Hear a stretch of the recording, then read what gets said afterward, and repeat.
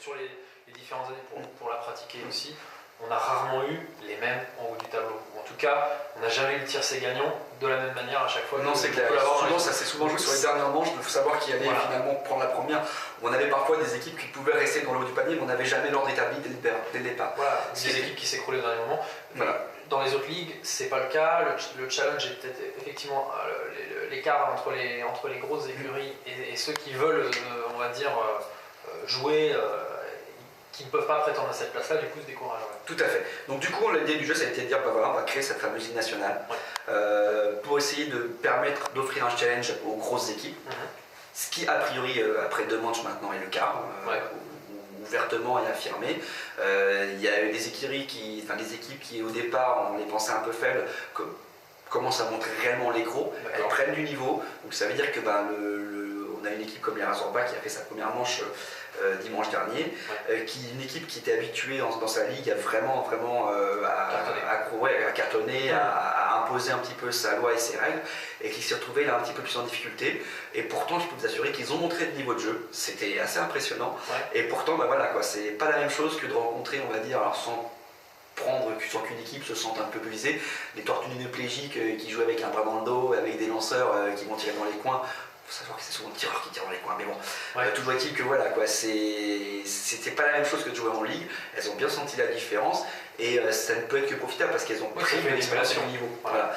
Donc il y a eu ces fameuses 12 équipes qui font partie de la première saison de la LNP. Que vous avez choisi avec un système qui pouvait sembler discutable au départ, mais qui finalement est de dire on prend les 12 meilleures équipes du CDF. Oui. Ce qui n'est pas, pour moi, c'est pas volé comme décision. Si elles sont dans les 12, c'est globalement à un moment donné, il y en a peut-être une ou deux qui ont eu un coup de chance, je veux bien le croire, mais globalement, 80% des équipes qui sont dans ce plateau-là méritent d'y être. Pour moi, en fait, il y avait une sorte de problème de légitimité. Alors effectivement, on peut toujours trouver sur le territoire français, sur d'autres circuits, que ce soit au niveau français ou au niveau européen, des équipes qui, dans l'absolu, pourraient prétendre à cette place dans la LNP. C'est vrai, c'est indéniable. Le souci que j'ai eu avec ce choix, c'est qu'à un moment, on a des joueurs qui se sont battus dans nos ligues régionales, je dis bien dans nos ligues régionales, et qui du coup ont gagné cette place au CDF.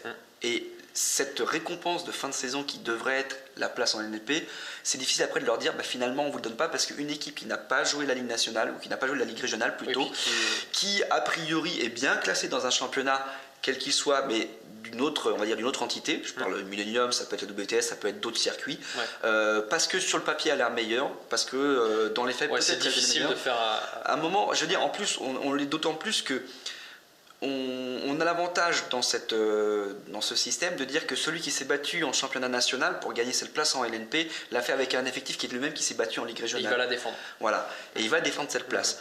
On a des équipes qui ont un nom au Millennium avec des joueurs qui n'ont rien à voir avec cette équipe en Ligue régionale ou dans une autre ligue. À un moment, notre choix a été de dire, moi au moins je peux identifier d'une part l'équipe et d'une part les joueurs qui la composent. Et ce sont ces joueurs-là et cette équipe-là qui ont gagné cette place au CDF et qui, avec cette qualification au CDF, vont pouvoir gagner leur place en LNP. C'était une continuité logique. Alors certes, peut-être que des équipes qui ne font pas le Millennium, qui ne font pas de circuit privé, sont peut-être un petit peu en dessous. Moi, je ne suis pas persuadé que certaines de ces équipes ne feraient pas des surprises sur le Millennium si vraiment elles le jouaient ou sur d'autres. Pour moi, les seuls vrais lésés de l'histoire sont peut-être les Icons, effectivement. Mais je pense qu'à un moment... Ils avaient le choix. Ils ont fait un choix. Un choix qui peut s'expliquer par des raisons économiques, pour des raisons politiques, pour des raisons peut-être même personnelles. Ils ont fait un choix, mais je pense que... Ils ont eu le choix dans les mains, ils ont eu la réflexion, on l'a vu sur les forums, ils ont beaucoup hésité. Après, on leur en veut pas de pas avoir choisi le format, mais c'est sûr qu'on peut avoir un petit goût, parce que quand on peut les voir sur un championnat comme la WTS, qui cartonne quand même beaucoup, ils auraient pu amener effectivement... et relever encore le plateau. Bon, du coup, peut-être que l'année prochaine, les autres années, on pourra effectivement les voir s'ils arrivent à s'inscrire dans les ligues régionales. Mais bon, globalement, quand je parle de choix arbitraires, de toute façon, il fallait bien avoir une manière de sélectionner. C'est vrai que sur le papier, c'est quand même très difficile de dire... ces équipes-là, elles rentrent et ces équipes-là, elles sortent. Et c'est aussi, surtout, il faut pas l'oublier, c'est ce que j'ai dit à certains responsables d'équipe qui étaient un petit peu déçus du choix lorsqu'ils n'avaient pas été retenus parce qu'ils n'étaient pas passés quand ils n'avaient pas pu le faire parce qu'ils n'avaient pas eu de ligue régionale pour le faire, de me dire mais on aurait dû peut-être avoir une possibilité de passer, on va dire, wildcard comme ouais, au une tennis. wildcard. Le souci qu'on a eu dans ces cas-là, c'est que quand on a fait ce choix-là, lorsqu'on avait fait la première Super 7 et même la Ligue Elite derrière, c'est qu'une équipe qui est lésée va fuir, elle va partir, on va la perdre. Voilà. Il ne faut pas oublier qu'on a donné en fait une méthode de qualification et que si jamais, une fois que cette méthode de qualification est annoncée, on revient dessus, on n'est plus crédible. Ouais, je comprends. Donc on a connu cette expérience, on l'avait faite, ça nous a coûté 2 ligues lorsqu'on avait mis en place la Super 7, finalement de ne pas retenir les équipes qui auraient dû normalement passer par le CDF, qui étaient passées par le CDF, et à un moment on leur a dit on va monter cette ligue, on s'occupe du CDF, enfin on regarde le CDF, et qu'on leur a dit bah, finalement vous n'avez pas la place. Forcément, ça a grincé. Ça a grincé. Donc voilà, on a pris donc ces 12 équipes, on a lancé le projet, monté en 4 manches. Plutôt que de faire un événement centralisé sur un lieu unique, on a voulu essayer de le faire bouger sur la France. Donc pour l'instant, c'est plutôt sur 2 régions. C'est l'Île-de-France et on va dire le sud, ce sera plutôt Marseille effectivement. Sachant que la dernière étape, ce sera le CDF, le championnat de France, enfin le championnat de la fédération. Mais alors c'est 4 ou 5 manches? C'est 4 manches, dont le CDF. Dont la quatrième qui donc se passera en même temps que le CDF. Voilà, sachant qu'actuellement en fait les équipes vont faire 3 manches, dont le CDF, et une quatrième sur laquelle ils ne jouent pas. Le but du jeu c'était de limiter les frais parce que c'est ce qui coûte énormément, c'est les frais de déplacement et d'hébergement pour une équipe. Voilà, c'est surtout ce qui coûte le plus cher en fait quelque part à l'équipe, puisque l'inscription d'elle-même n'est pas très élevée. Chaque équipe doit faire 4 matchs lorsqu'elle joue les étapes hors CDF et fera 3 matchs lors du CDF, où là par contre toutes les équipes seront présentes. D'accord, donc quand tu disais tout à l'heure par exemple que les Razorbacks ont fait leur premier match dimanche dernier, c'est parce qu'ils étaient exempts sur la première manche qui s'est passée à Paris sur le terrain de camp. Donc ils n'étaient pas présents. Voilà, ils ont commencé effectivement, ils ont joué donc leurs 4 matchs dimanche dernier. C'est ça. Et donc ils joueront 3 matchs. Encore 4 matchs sur la prochaine manche le 8 mai. Et 3 matchs lors du CDF. Très bien, voilà. D'accord. Donc globalement, quand tu dis le coût par rapport à je ne vais pas dire que c'est forcément moins cher qu'un Millennium, mais si quand même. Si. Forcément. Qu'est-ce qu'une équipe qui va se qualifier cette année doit s'attendre sur son budget? Est-ce que ça va être vraiment supérieur, 2 fois supérieur? Par rapport à son fonctionnement en ligue, le problème c'est que c'est pas tant les billes ou l'inscription. L'inscription cette année était à 850 € pour les 3 événements, sachant que le CDF était à 250 €, donc ça fait 300 € par manche. Ça permet de payer le terrain qui nous accueille, ça permet de défrayer les arbitres, puisqu'on a des arbitres qui sont dédiés à la tâche, et ça permet de gérer effectivement le déplacement des gens qui viennent organiser. Donc c'est... Je ne sais pas combien, parce qu'il y a tellement de disparités sur les différentes ligues au niveau des coûts. Je sais que par exemple pour l'Île-de-France, ça va considérer de multiplier par 2 l'inscription. Ça ne multipliera pas le budget billes puisque c'est à peu près le même nombre de matchs. Pareil, Le gros du budget, ce sera bien entendu l'hébergement et le déplacement, puisque pour quelqu'un qui vient du nord et doit aller jouer dans le sud, ça veut dire payer un hôtel, payer des déplacements. Ils se mettent à 8 dans une voiture globalement. Voilà. C'est ça le principe. Donc on se déplace. C'est vrai, 9 heures de transport jusqu'à Marseille, c'est facile. Après tu joues ton match et le soir tu rentres. C'est tout à fait ça. Tout à fait ça. Ils abusent, ils se plaignent. Franchement. D'accord. Voilà, alors donc après, sur un budget, je ne sais pas combien ça peut représenter. Je pense que s'il faut compter quand même à peu près 2 à 3 fois le budget habituel d'une ligue régionale par rapport en fait, peut-être par rapport à l'inscription. Je sais qu'en Ile-de-France, ce serait 2 fois, dans certaines ligues, ce serait 3 ou 4 fois. Et par contre, il y a tout le budget déplacement. Il faut savoir qu'une chambre d'hôtel, 2 personnes, on peut s'en tirer à 50 € en général. Les déplacements, je sais que pour pas aller avec une voiture à l'autre bout de la France, ça va coûter quelque chose comme 120 ou 130 €. Allez, donc il faut compter le double en aller-retour. Une voiture, on met 3 joueurs dedans, donc voilà quoi. Est-ce que tu n'as pas peur que pour les équipes qui vont se qualifier, parce que là globalement tout le monde a répondu à l'appel sur les 12 qui ont été qualifiés. Oui, voilà. Avec malgré tout le forfait before finalement sur les manches suivantes, qui est plus lié à un problème d'effectif. C'est pas sur le budget, c'est vraiment un problème de joueurs. D'accord. Donc, mais est-ce que tu as eu des grincements de dents sur les 12 équipes au moment de signer? Est-ce qu'ils ont dit oula ça va être un peu cher? Et est-ce qu'il n'y a pas des craintes de la part des équipes qui vont se qualifier cette année? Est-ce que tu n'as pas peur à un moment donné qu'ils disent voilà mais moi c'est hors de mon budget, je ne peux pas le faire? Comment est-ce que tu vois le truc et dans ce cas-là, qu'est-ce que tu fais? Est-ce que tu réintègres les équipes qui devaient descendre? Alors, cette année donc sera un petit peu particulière. On n'a pas définitivement arrêté. En fait, il y avait 2 solutions. Soit on maintenait à 12 équipes la Ligue nationale de paintball, Et dans ce cas-là, ça veut dire qu'il y avait 2 à 3 relégués cette année et 2 à 3 nouveaux arrivants qui seront les 3 premiers ou les 2 premiers du championnat national cette année du format long. Et donc ce sera le format long, on va dire, je l'ai appelé National 2, donc tous les qualifiés régionaux. L'idée du jeu, c'était de voir aussi quelle était la représentation du format sur toute la France, et on a effectivement finalement un retour très très très important du format, puisque beaucoup de ligues l'ont joué ou vont mettre. C'est quoi, plusieurs ligues se sont montées, le nombre d'inscriptions a augmenté l'année dernière, on avait quelque chose comme 36 équipes qui sur toute la France avaient fait le format long. Cette année, on doit être à 70. Ah oui, d'accord, à peu près. double, d'accord. Ouais.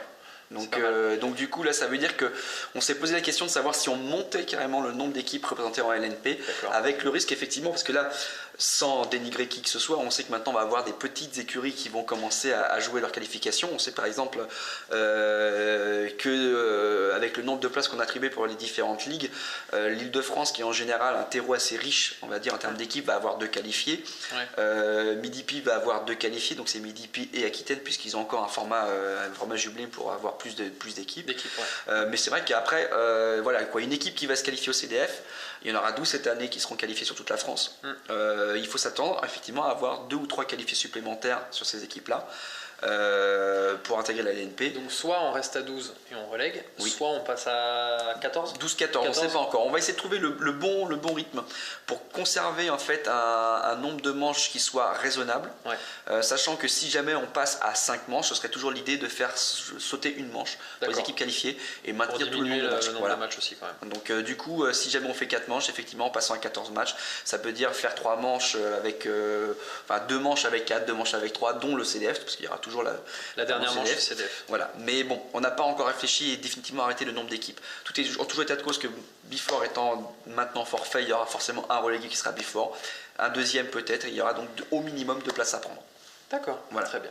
Bon, je pense qu'on a fait un petit peu le tour de cette LNP qui, à mon sens, donc comme tu dis, propose un challenge relevé. Oui.